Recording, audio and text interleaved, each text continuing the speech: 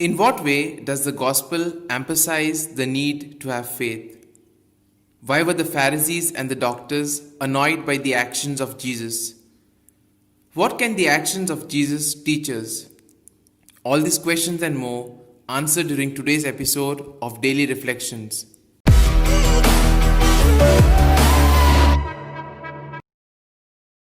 Sitting down, Jesus taught. People liked to listen to him. He always spoke about God, his Father, but he spoke in a new way which was attractive and different from that of the scribes and the Pharisees. Jesus represented God as the great good news for human life. The gospel emphasizes on the act of faith. A paralyzed man is brought by 4 men. Jesus is for them their only hope. Seeing their faith, he tells the paralytic, "Your sins are forgiven." At that time, people believed that physical defects were a punishment from God because of some sin that they had committed.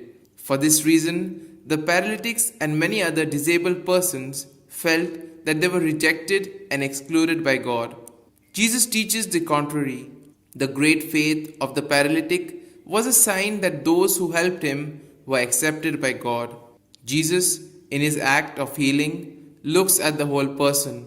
He recognized that the man's paralysis was not just physical, but that he did not have the strength to make a positive act of faith. There are times when we need to be helped to ask for healing or to help others to do so. It was the faith of his friends and not the paralyzed man's own faith to which Jesus responded. When we forgive and when we are forgiven, a crippling burden is lifted from our shoulders. We can then, like the man in this episode, rise and walk. We then see the reaction of the doctors. The affirmation of Jesus did not coincide with the idea which the doctors had of God. For this reason, they react. He is talking blasphemy. According to their teaching, only God could forgive sins, and only the priest could declare that a person was forgiven and purified. How could Jesus, in their eyes, a simple layman, ever declare that the paralytic was forgiven and purified for his sins? And then, if a simple lay person could forgive sins, the doctors and the priests would have lost their function. This is why they react and defend themselves. The Pharisees and the scribes did not miss the implication of Jesus' action. He was implying that God's power to heal and forgive sin was made manifest in his own words and deeds. The gospel also tells us about the message of the miracle. The paralytic gets up, he takes his stretcher and begins to walk, and all say, "We have never seen anything like this." This miracle reveals 3 very important things. The sickness of persons are not a punishment for sins. We learn that Jesus opens a new way to reach God.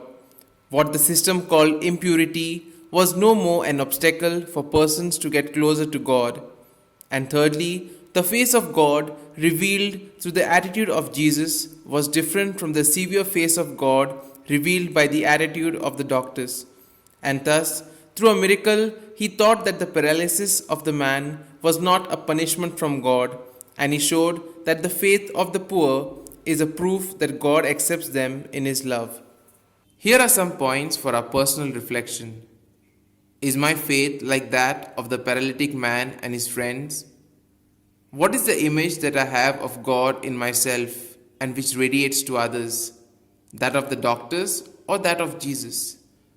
Am I ready to make the necessary preparation to welcome Christ in my heart? These points can be of great help to reflect on today's gospel. And if you like our reflection, do share the good news of our Lord. Have a good day, and may God bless you all. Amen.